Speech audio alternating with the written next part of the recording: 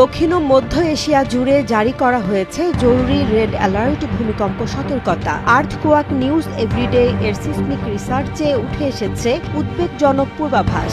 আগামী 4 ঘন্টা থেকে 96 ঘন্টা এমনকি 10 থেকে 12 দিনের মধ্যেও এক বা একাধিক শক্তিশালী ভূমিকম্প আঘাত হানতে পারে। গবেষণা বলছে সম্ভাব্য ভূমিকম্পের মাত্রা 5.0 থেকে 7.6, যা কোনোভাবেই হালকাভাবে নেয়ার মতো নয়। বিশেষ করে আফগানিস্তানের হিন্দুকুশ অঞ্চল ও পামির পর্বতমালাতে ইতোমধ্যে একাধিক মৃদু থেকে মাঝারি কম্পন ধরা পড়েছে। এসব ছোট দুলুনি বড় ভূমিকম্পের আগাম বার্তাও হতে পারে বলে মনে করছেন গবেষকরা।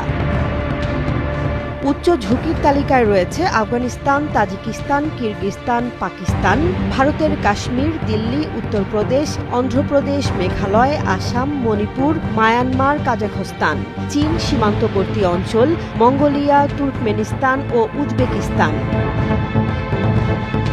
বাংলাদেশ সহ দক্ষিণ এশিয়ার কয়েকটি দেশ রয়েছে হালকা থেকে মাঝারি ঝুঁকিতে। বাংলাদেশ, ভুটান, শ্রীলঙ্কা ও মায়ানমার, থাইল্যান্ড অঞ্চলে 4.0 থেকে 6.5 মাত্রার কম্পন অনুভূত হতে পারে বলে ধারণা করা হচ্ছে।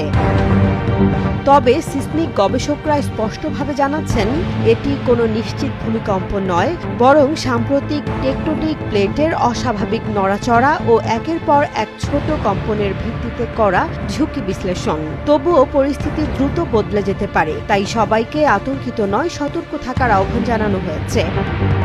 বিশেষ করে উঁচু ভবনে থাকলে জরুরি জিনিসপত্র হাতের কাছে রাখা, ভারী আসবাবপত্র নিরাপদে স্থির করে রাখতে বলা হয়েছে।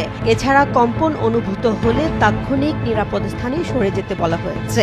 বিশেষজ্ঞরা বলছেন এই মুহূর্তে প্রকৃতি কোনো হুঁশিয়ারি সংকেত দিচ্ছে, পরিস্থিতি যে কোনো সময় বদলে যেতে পারে। তাই স্থানীয় ভূমিকম্প পর্যবেক্ষণ কেন্দ্রের আপডেট নিয়মিত অনুসরণ করার অনুরোধ জানানো হয়েছে।